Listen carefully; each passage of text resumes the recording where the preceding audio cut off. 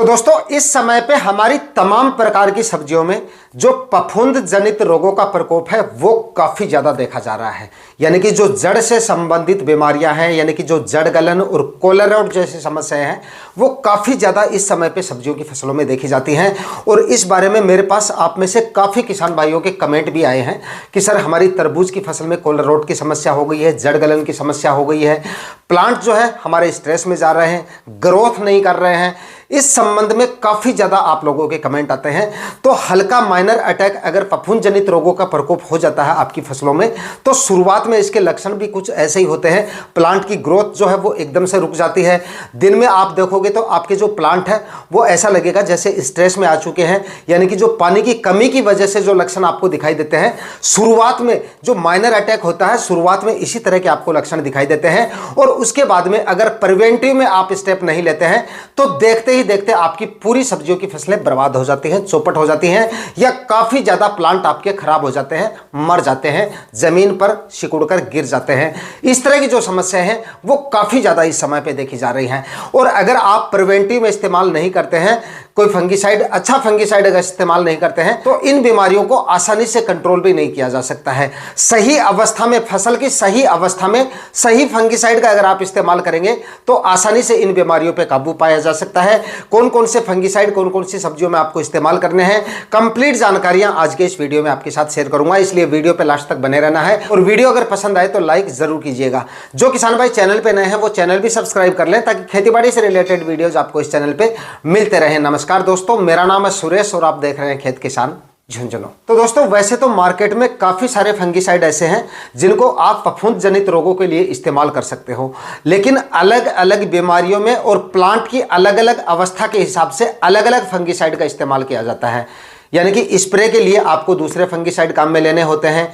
और जड़ से संबंधित बीमारियों के लिए आपको अलग फंगिसाइड इस्तेमाल करने पड़ेंगे। नए किसान भाइयों की समस्या यही ज़्यादा होती है, उनको खुद को तो पता होता नहीं है, दुकान वाले को जाके बोल देते हैं और दुकान वाला जो उसके पास पड़ा फंगिसाइड होता है वही उसको उठा के दे देते हैं किसान भाई को और वो इसका इस्तेमाल कर लेता है, ड्रेंचिंग कर देता है, स्प्रे कर देता है, फिर भी रिजल्ट प्रॉपर नहीं मिल पाते हैं क्योंकि या तो प्लांट की अवस्था उस फंगिसाइड के हिसाब से नहीं है या फिर बीमारी जो जिस बीमारी के लिए फंगिसाइड उनको दिया गया है वो फंगिसाइड उस बीमारी के लिहाज से सही नहीं है। तो दोस्तों यहां पर मैं आपको 3 प्रकार के फंगिसाइड के बारे में जानकारी दूंगा जो कि जड़ गलन और कोलर रोड के लिए काफी शानदार फंगिसाइड हैं। आपकी छोटी अवस्था की फसलों के लिए, यानी कि छोटी फसलों में और नर्सरी प्लांट में आपको कौन कौन से फंगिसाइड का इस्तेमाल करना चाहिए, प्रिवेंटिव में आपको कौन से फंगिसाइड लेने चाहिए और बड़ी फसलों में या रोग आने के बाद में आपको कौन से फंगिसाइड का इस्तेमाल करना चाहिए ताकि जड़ गलन और कोलर रोड से हमेशा के लिए आपकी फसलों से छुटकारा मिल सके। तो दोस्तों आपकी फसलों की शुरुआती अवस्थाओं में जब आपकी फसलें 4 से 6 दिन की या 8 से 10 दिन की होती हैं,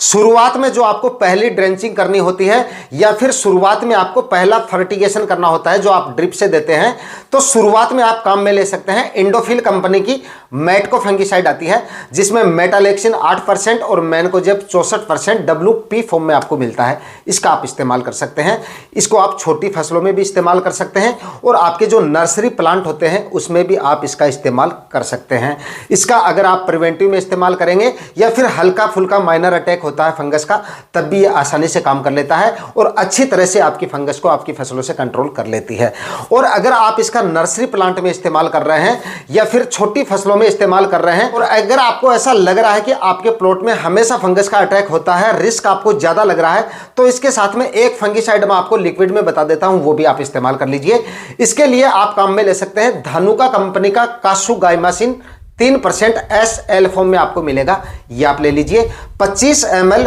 प्रति 15 लीटर स्प्रे टैंक के हिसाब से इसका आपको स्प्रे करना है अपने नर्सरी प्लांट में। और स्प्रे किस तरह से करना है कि मतलब जमीन पूरी तरह से भीग जानी चाहिए। दोस्तों कासुगाइमासिन एक एंटीबायोटिक फंगिसाइड होता है जो आपकी फसलों से फंगस को मारता भी है और आगे बढ़ने से भी रोकता है। इस लिहाज से बार बार आपको फंगिसाइड का इस्तेमाल नहीं करना पड़ेगा और फसल में जो फफूंद है वो पूरी तरह से खत्म भी हो जाएगी और आगे दोबारा से भी आपको देखने को नहीं मिलेगी। तो एंटीबायोटिक होने की वजह वजह से आप कासुगाइमासिन का इस्तेमाल करेंगे, साथ में नर्सरी प्लांट हो या आपके छोटे प्लांट हो उनमें भी अगर आप इस्तेमाल करेंगे आपको फफूंद जनित बीमारियों का प्रकोप कम से कम आपको देखने को मिलेगा। और जब आपकी फसलें थोड़ी सी बड़ी अवस्था में आ जाती हैं, कई बार आपने देखा होगा इन दवाओं का हम इस्तेमाल भी कर लेते हैं, उसके बावजूद भी जब आपकी फसलें महीने 20 दिन की होती है या 15 से 20 दिन की अवस्था में आती हैं, तब फिर से आपको अपनी फसलों में इस तरह की बीमारियां देखने को मिलती हैं। या किसान भाई शुरुआती स्टेज में इन फंगिसाइड का इस्तेमाल नहीं करते हैं, फसलें महीने 1.5 महीने की हो जाती हैं या 15 से 20 दिन की हो जाती हैं, तब बड़ी फसलों में अगर इस तरह की समस्या आती है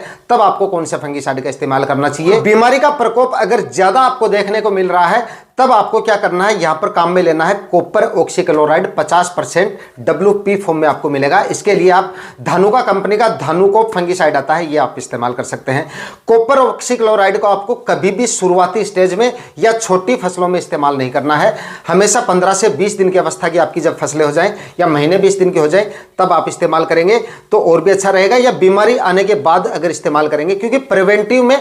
हमेशा या तो कार्बनडाजिम 50% का इस्तेमाल करें या फिर कार्बनडाजिम और मेनकोजेब 12 और 63% में आती है उसका इस्तेमाल करें, या फिर जो मैंने आपको बताया मेटालेक्सिन 8% और मेनकोजेब 64% जो बताया ये आप इस्तेमाल कर सकते हैं। लेकिन कॉपर ऑक्सीक्लोराइड का इस्तेमाल प्रिवेंटिव में आपको नहीं करना है। तो दोस्तों अगर आपकी फसलों में जड़ गलन या कोलर रोट की समस्या आ जाती है तो आप कॉपर ऑक्सीक्लोराइड 50% का इस्तेमाल कर सकते हैं, और इस्तेमाल करने के बाद में आप देखेंगे कि आपकी फसलों में जड़ गलन की जो समस्या है वो आपको फिर देखने को नहीं मिलेगी। जो प्लांट खराब हो जाते हैं, जिनकी जड़ें ज़्यादा खराब हो जाती हैं, वो तो फिर से ठीक नहीं हो पाएंगे, लेकिन आगे ये बीमारी आपको देखने को नहीं मिलेगी, क्योंकि कॉपर ऑक्सीक्लोराइड पूरी तरह से फंगस को कंट्रोल कर लेता है और आगे आपको अपनी फसलों में इस तरह का नुकसान देखने को नहीं मिलता है। बताए गए फंगिसाइड बताई गई अवस्थाओं में अगर आप इस्तेमाल करेंगे तो जड़ गलन और कोलर रोट की समस्या आपको देखने को नहीं मिलेगी। कॉपर ऑक्सीक्लोराइड की खुराक की बात की जाए तो लगभग 400 ग्राम प्रति एकड़ के हिसाब से या तो आप ड्रेंचिंग करके दें या फिर आप ड्रिप इरिगेशन की सहायता से भी चला सकते हैं। और जो इंडोफिल कंपनी की मैटको फंगिसाइड मैंने आपको बताई है उसकी भी खुराक आपको यही रखनी है, मतलब कि 400 ग्राम प्रति एकड़ के हिसाब से आपको इस्तेमाल करना है। तो दोस्तों जड़ गलन और कोलर रोट की रोकथाम के लिए कौन सी अवस्था में कौन सी फसलों में कौन कौन से फंगिसाइड आपको इस्तेमाल करने हैं, किस तरह से आपको इनकी रोकथाम करनी है,